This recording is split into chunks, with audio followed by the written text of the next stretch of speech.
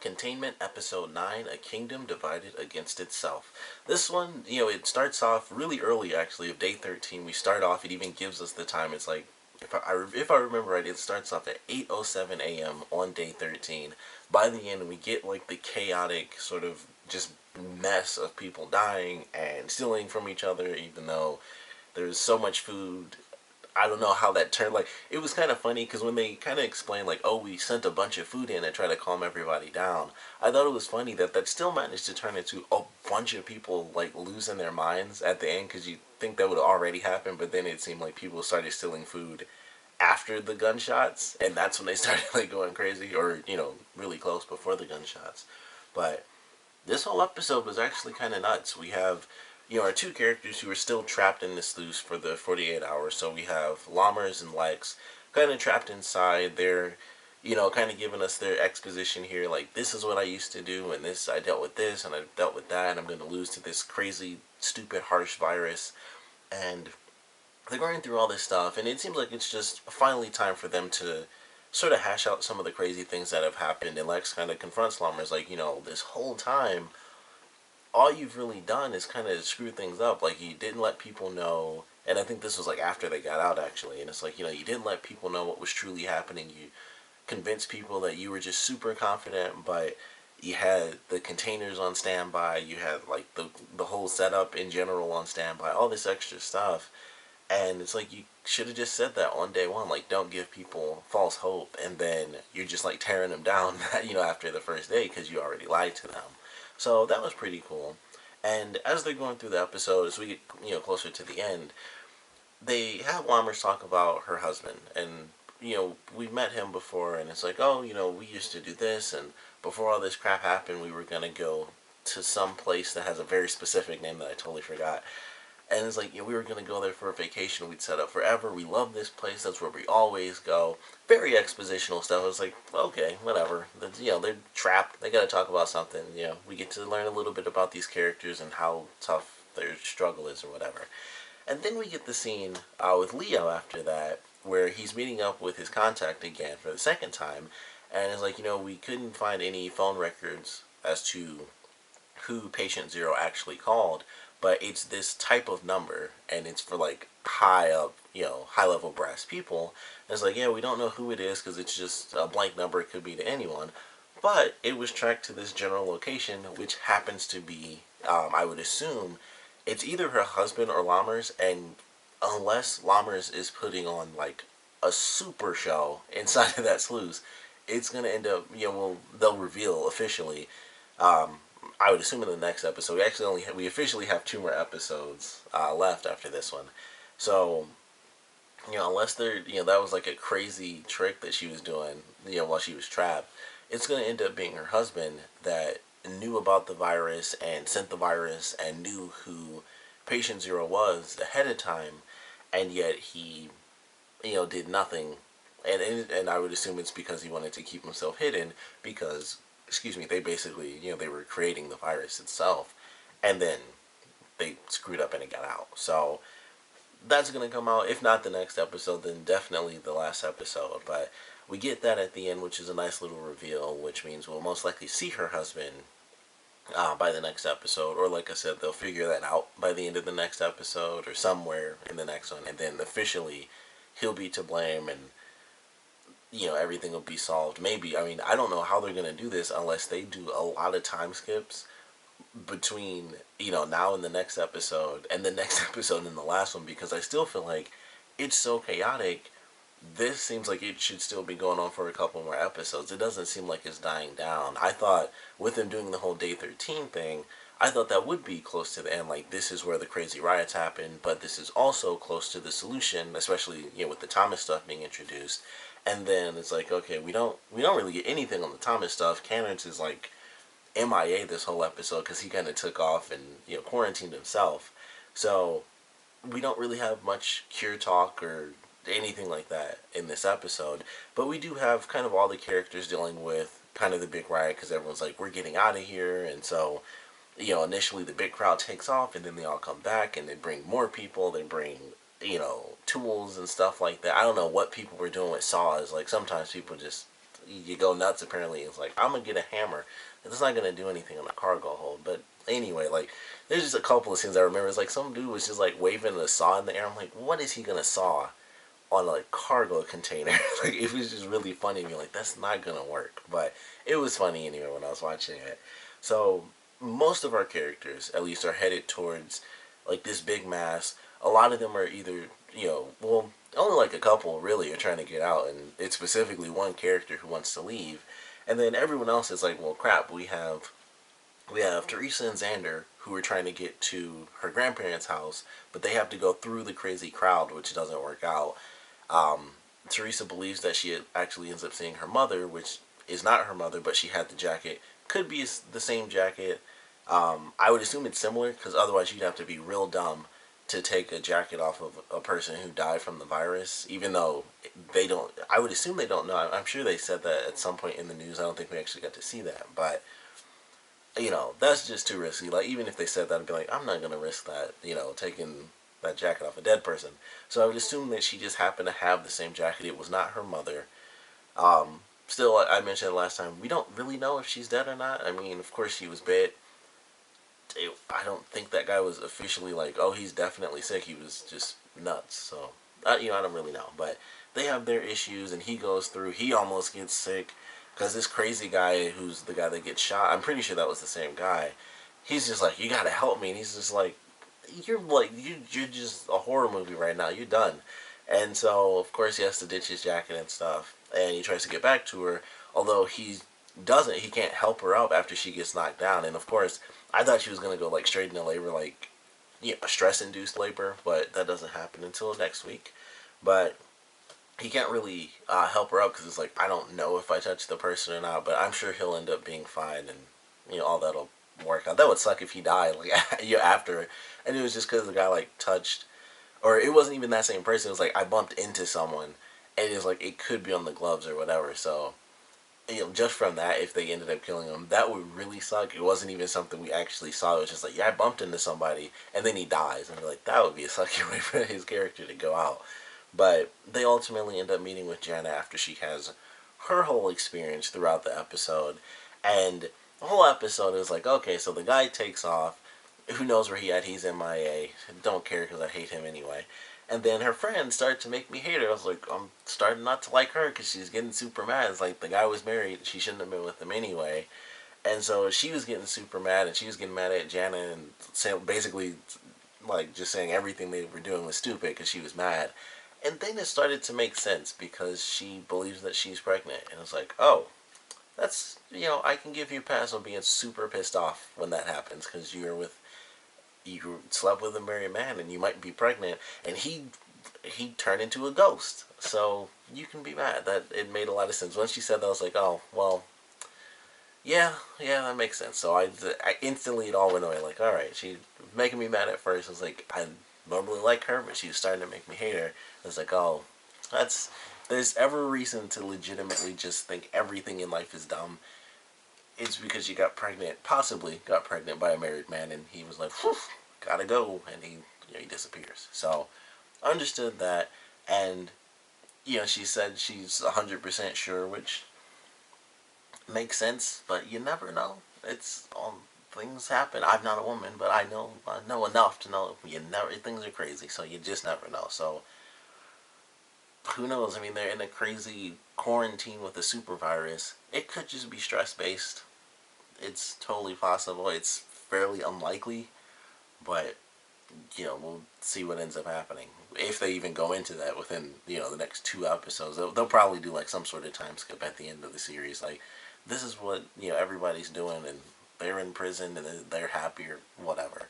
So we might actually get to see how that plays out. But that I thought was pretty crazy. So I'm sure with Teresa actually having her baby in the next episode, this idea will probably come up again, and we'll, they'll talk a little bit more about that. But they had an interesting little journey, just, dealing with their friendship and how all that stuff was going to play out. Still can't remember her friend's name. I completely forgot. I always have to look up her name, and I couldn't find it this time. I clearly didn't look hard enough. I looked like through one thing. But still don't remember her friend's name, even though she's in almost every episode. Still can't remember. But, I like that side of the story as well. And then we have Jake and Katie in this episode, which was fairly normal until the very end. And, it starts off pretty simple. It's like, things are getting a little crazy. And then Ray, who is well, he's not really the stepfather, but he's like, the boyfriend of the young girl's mother. And so he's like, I'm going to just take the kids and get out of there. I guess he was losing it. I guess he kind of lost hope with the whole Thomas thing happening. And once he found out everybody was leaving, he wanted to take off. So he takes the kids with him. Um, and they did a nice little twist. I was actually very surprised by this. The young girl was not sick. They said she got sick, but I don't know, because when they actually showed, I mean, she was coughing a little bit, so she probably was, like, legitimately sick, which, once again, probably did come from her kissing Thomas on the cheek. But, when Katie actually finds her and she sees her across the street, and then she gets into the van that gets hit, I was very surprised by that. And she's running around and she doesn't know that she was sick, and who knows, how fast the virus dies. It's like, oh, basically it just dies after, the host. But there was never like a specific time given. So we don't really know if Katie's sick or not, which was a really crazy ending to the episode because she's running around, it's like, I need help. And even without the sick factor, the girl being in the car and it gets hit and then she dies from that because she was like, completely messed up. She, of course, wasn't braced or anything. So this thing just gets slammed and, it kills her. That was a pretty crazy scene to me. And then Jake ends up finding her again, and it's like, you have to put her down because you're covered in her blood was just all like running down her arms and everything. And they made a note of her like hitting her head, and she got a little cut on the top of her head, which I don't think that would have any real effect on her getting sick or not. But just the fact that she was like covered in blood, and it, that stuff does absorb through our skin, and if she was just soaked in it, and she kind of was, and all that pressure pushing all that blood through her clothes into her arms and stuff, technically that is a way that she can get sick. So hopefully she's fine. I don't know. She was, taking the weird shower. I don't know why she was still wearing clothes. That was the weirdest thing to me. Like, I know they did that to show her, but I was like, they could have easily just done like the top up thing or like the shoulder up shot and just have her do that and like actually showering or something. I was like, I don't know why they did it where she stayed in all of her clothes. That made no sense to me whatsoever. I was like, that's really weird. And it makes it a little bit more difficult to get clean and be 100% sure. But I guess they just thought it was a better shot that way. I don't know. But, she's cleaning up at the end. Jake's freaking out and he's crying. He has this whole guitar moment early on. And she, like, upstages him like 100,000,000%, which I thought was really funny because I was doing something during that scene, but I heard her say something like, oh, like, like, I can kind of do it. And then she, like, upstaged him. It's like, she could have easily just been like, I'm great at the guitar. But she was, if I heard right, like I said, I wasn't paying 100% attention, but I'm like, I'm pretty sure she said something like, oh, I don't know if I do that. And she's like, just, and singing and everything. And he had like a crappy, he couldn't even play it or sing. And she just upstaged him on both parts. And I was like, that was kind of funny and messed up a little bit. But, we got 2 more episodes. It's definitely a crazy one. It's definitely enjoyable for sure, and things got really nuts at the end. Of course, one guy actually was killed, but he was sick anyway, and he was like walking towards the girl, and things just get really crazy. And like Brady gets knocked down, and it looked like he actually fell and like broke his leg. So I don't know how that's gonna play out because with what they did with Xander and Teresa going back with Jana, that stops them from getting to her grandmother's house where she would actually find that her grandmother is really messed up. Like, she's not even able to be, I would assume she's not even in the wheelchair at this point because her leg's so messed up. She wouldn't want to even, there'd be no point to even put any sort of stress on her leg. So they wouldn't find her, and her grandfather, they don't really say the distance, but basically they had to go through the crowd. So if he was in the crowd, I would assume there's still quite a bit of distance back to his house. So I don't know how that's supposed to play out because his leg's messed up. Everyone, of course, is, just dispersing and throwing Molotovs and just blowing stuff up for no reason. So I don't think he's going to really get helped out. So we'll have to see where his character goes within this next episode. But I'm very curious about that because I was like, well, I don't know, and that's what when her grandmother first got the giant cut, I was like, oh, she could somehow, I don't know, get infected. And in general, that's a giant cut that could easily get infected from kind of nothing. Like literally, if you're just doing nothing, it could get infected. So I'm curious how that'll play out. Even with the messed up leg, I think he'd be able to make it in time. Like she's not gonna get infected. Well, like within the couple hours it might take him to walk with the messed up leg. And even with the messed up leg, it probably wouldn't take a couple of hours.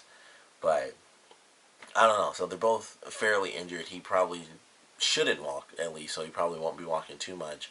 But he wouldn't have much of a choice if he was trying to find somebody, and they don't know where Teresa is. They don't know what happened with their mom and everything. So they're kind of really cut off.